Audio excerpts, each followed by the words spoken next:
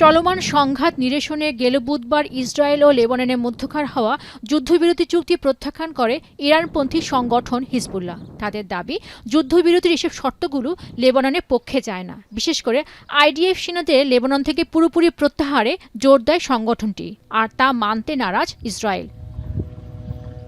Nova LED TV, ঝকঝকে ছবি, নিখুঁত শব্দ, ৫ বছরের ওয়ারেন্টি। নোভা মানে সঠিক মান, নিশ্চিত সেবা। দুই পক্ষের এমন অবস্থানে কার্যত অচল হয়ে পড়ে কথিত যুদ্ধবিরতি চুক্তি। পাল্টাপাল্টি হামলা শুরু করে ইসরায়েল সেনা ও হিজবুল্লাহ গোষ্ঠী।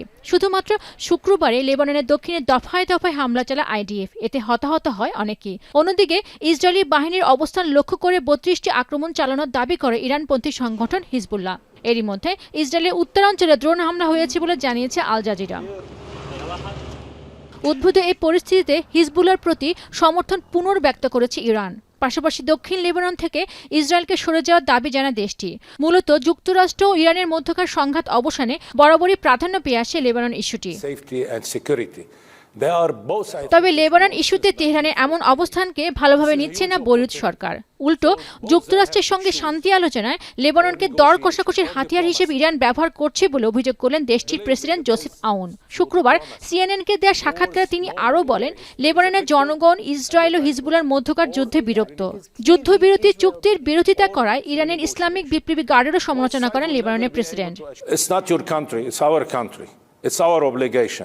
It's not your job to interfere into our country. I reject this statement totally because our people being killed, our houses being destroyed.